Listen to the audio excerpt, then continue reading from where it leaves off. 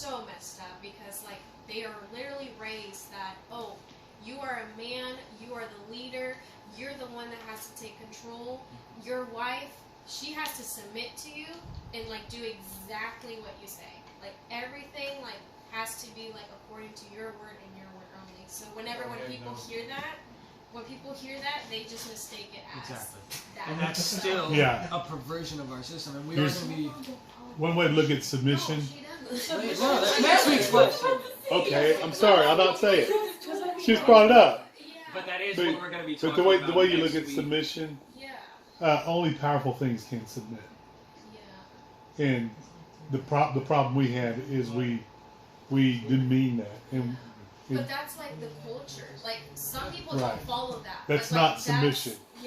Some people don't follow that. Like my parents, like don't like they're a perfect example. Like no, your mom's a strong woman. Yeah, she is a very strong woman.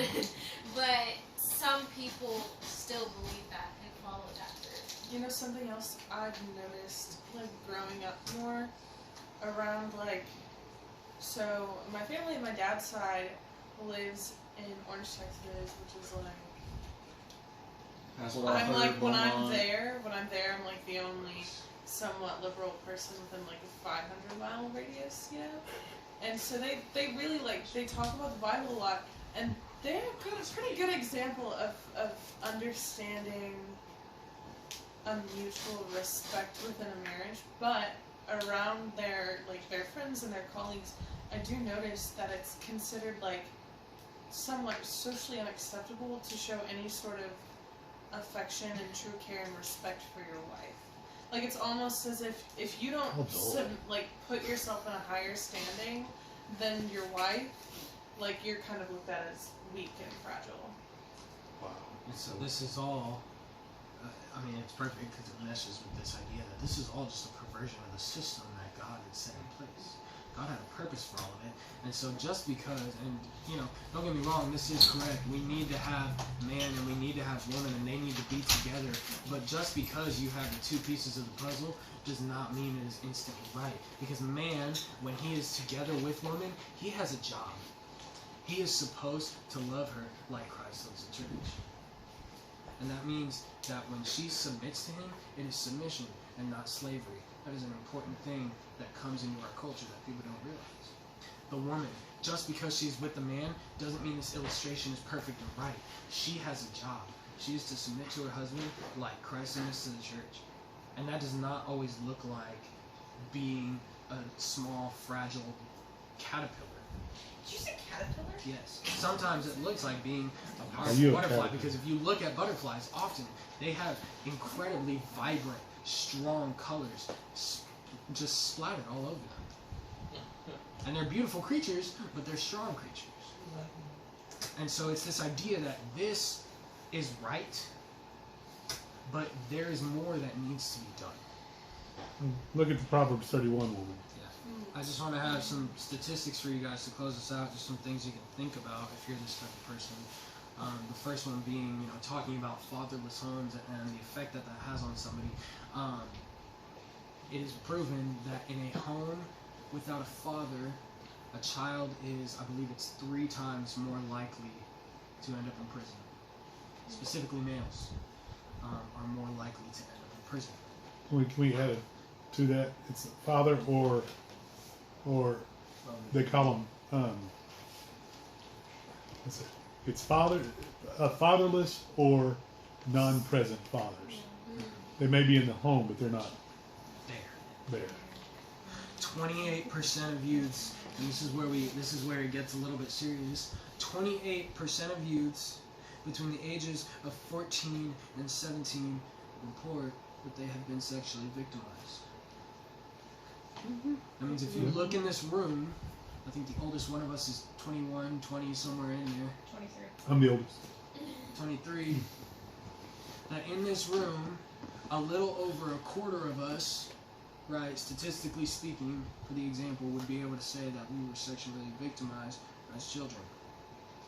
A study conducted in 1986 found that 63% of women who had suffered sexual abuse by a family member also reported a rape or attempted rape after the age of 14. A child who is the victim of, and again, this is all research, this is all legitimate, you can look this up. A child who is the victim of prolonged sexual abuse usually develops low self-esteem, a feeling of worthlessness, and an abnormal or distorted view of sex. That is absolutely 100% true. And It doesn't finally, even have to be prolonged. a 2009 report prepared for a bisexual health summit. So this is a study done by people who, they're all about this, they support this, they're with this, but they have to have their facts, right? 2009 report prepared for a bisexual health summit revealed that 74% of bisexuals had been sexually abused as children. This is the grim reality that our system has been broken, it's been perverted, it's been taken advantage of, and that the weak and powerless often are taken care of, or taken advantage of. And so we see that when the system is not working, when things are not done properly, when the man and the woman are not together and both of the pieces are present, and when not only are both the pieces present, but everybody is doing their job, man is loving her like Christ loves the church, and she is submitting to him as the church submits to Christ, we see that it's just a spiral of things that go out of control. This is just the first 5 statistics I found when I started messing around with this stuff. Believe me, there were pages upon pages upon pages, just on one website, pages on pages on pages of grim, serious statistics like this. This isn't it. This is just what I felt was necessary to make our point. When the system, when the purpose is not fulfilled, things continue to get worse. And so our job here as Christian men and women is to measure our lives, to measure the world, to measure everything against this, and to say, okay, God, what is the purpose? What is the idea? What is the system? What is the way that we ought to live? And understanding that God is a God who is all-knowing, all-powerful, and ever-present in our lives.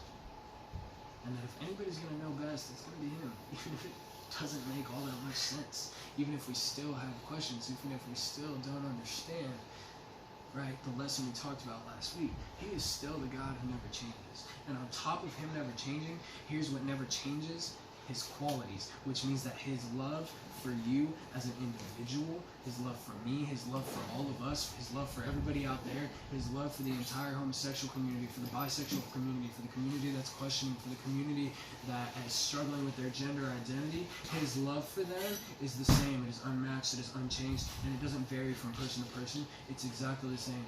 It's miles wide and miles deep and miles long. It is unchanging. God is still God. And we really should be thankful for that, as much as it doesn't seem to make any sense.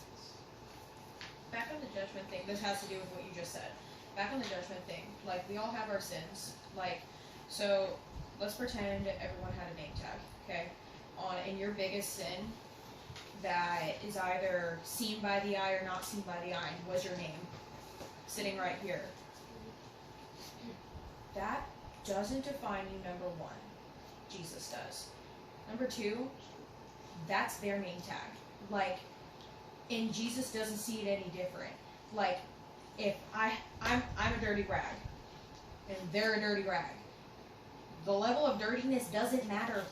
Like, we're both dirty rags, and in the end, we need to be cleaned by Jesus' blood. Does that make sense? So, like, we can't judge people based off of their sins because it looks different than ours, or it's more public than ours. Like, everyone has a sin that they struggle with. I'm lazy. I tend to procrastinate. Like, I'm okay to admit that. I am morbidly obese. I'm okay to admit that. That is public sins that people can see. But then we all have our things that we do in private that no one else knows about but God. When Moses came down from the mountain with the tablets of the 10 Commandments, he did not break one tablet. He broke both of the tablets. And his illustration was that if you were to break one of them, If you were to break a single one of those rules, you were breaking them all. Jesus took it a step further on his time ministering to the people and walking around, and he said that if you've even thought about the sin, it's already in your heart. None of us are any closer to Jesus than the other. None of us are any more loved by Jesus than the other. Jesus came to break chains and to set us free. He does not discriminate for any reason, for any purpose. And so we know that he is God. He's never changing. And so, he created us, male and female, man and woman. He created them in the image of God, and it was very good. And so, wives, submit to your own husbands as to the Lord. For the husband is the head of the wife, even as Christ is the head of his church, his body, and is himself its Savior. And now as the church submits to Christ, so also the wives should submit in everything to their husbands. But husbands, love your wives, as Christ loved the church and gave himself up for her, that he would sanctify her, having cleansed her by the washing of water with the word, so that he might present the church to himself in splendor, without spot or wrinkle or any such thing, that she would be holy and without blame. In the same way, husbands should love their wives as their own bodies. He who loves his wife loves himself. For no one ever hated his own flesh, but nourishes it and cherishes it, just as Christ does to the church, because we are members of his body. Therefore, just like we see it in the beginning, a man shall leave his father and mother and hold fast to his wife, and the two shall become one flesh. The entirety of the purpose will be revealed.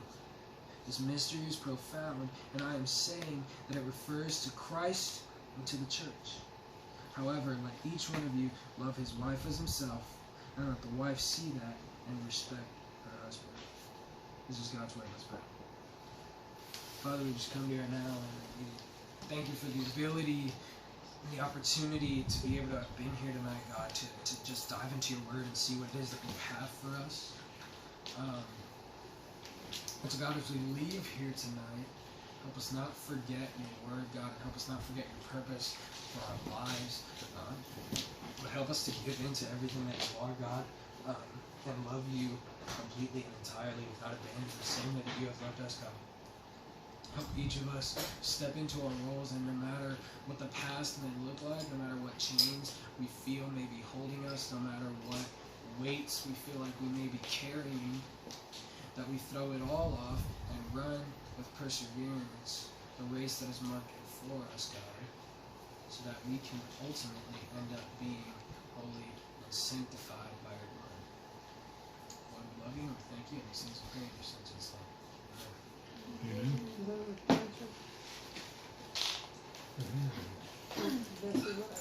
Break. Alright, team. I have a commentary. Go Wildcats! I have a commentary. Oh, Commentary. always. What's It's easy. All that agree with. God create. Y'all need to realize God created sex, and it's a godly thing, and He made it pleasurable for a reason, Awkward. and it's not ungodly. This is a weird talk. I know. I feel But like I'm back in the youth group. the I problem. was planning to step around this one, but Hey, yeah, but you can't, because part of the reason it's been abused so much is because we've taken something that God made to be beautiful and wonderful and amazing, And a replicate of what's known. and we've tried to do it our way and not His way. And then God said, but people who think that God did not create it are crazy, because He did. It's a picture. You know, of our and it's a picture of our relationship with Him, and our relationship with Him is supposed to be pleasurable and joyful and complete and intimate, and it is a picture of that. So, I don't really hate that word, God. ladies, we're coming for you next week, Oh, well. and then we're coming for the guys the next week. So make sure you're here. I'm serious. Don't skip. Bro, I'm gonna That miss sounded that week. super inviting. I'm gonna miss the week you go after the guys. We can FaceTime you in. Or we can video. Yeah, you It's could. expensive. Like to we got Wi-Fi. FaceTime on data. We'll videotape Yeah, it. just We'll videotape it. And we'll I'll, video- we'll video it and then we'll save it for you. You won't have Wi-Fi there? I'll have Wi-Fi there, yeah. But I don't know when. I don't know if I'll need Yeah, Wi-Fi at the there. time. Yeah. But I Are we am still gonna recording? have Wi-Fi. Yes, we are. Let me turn it off. Bye, JoJo. Bye, JoJo. It was good. I'll have Wi-Fi.